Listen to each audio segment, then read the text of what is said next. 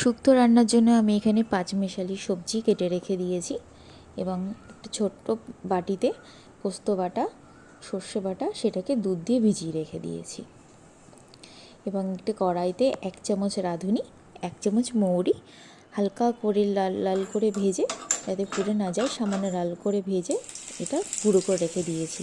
এবার আস্তে আস্তে এক এক করে সবজিটা ভেজে নিলাম, বড়িটা ভেজে নিলাম। তারপর কড়াইতে তেল গরম করলাম, সর্ষের তেল, তাতে দিলাম একটা শুকনো লঙ্কা, তেজপাতা এবং একটু পাঁচফোড়ন। তারপর একটু আদা বাটা দিলাম, ভালো করে একটুখানি কষিয়ে নিয়ে ওই সর্ষে পোস্ত বাটাটা ঢেলে দিলাম।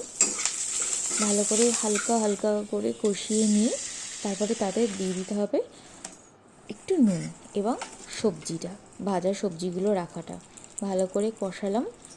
তারপরে জলের পরিবর্তে একটু দুধ দিয়ে দিলাম, যাতে পেট খারাপ না হয়। একটু জলও দিতে হবে। তারপর সামান্য চিনি দিয়ে ফুটবে যখন, তখন ভাজা মশলাটা দিয়ে দিতে হবে এবং নামানোর আগে একটু অবশ্যই ঘি দেবেন। আপনারা যদি চান ঝোল রাখতে তাহলে একটু ঝোল রাখবেন, অনেকে আবার ঝোল পছন্দ করেন না, তারা একটু বসিয়ে দেবেন। দেখবেন খুব সুন্দর লাগবে খেতে। এটাকে দুধ দিয়ে বানাবেন, জলটা কম দিয়ে, খুব ভালো লাগবে গরম গরম ভাতের সঙ্গে। একবার করে দেখুন আমার স্টাইলে।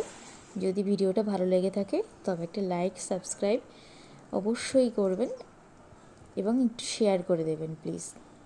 ততদিন আপনারা ভালো থাকবেন, সুস্থ থাকবেন। আবার দেখা হবে খুব তাড়াতাড়ি। ততদিন বন্ধুরা, গুড নাইট, টাটা।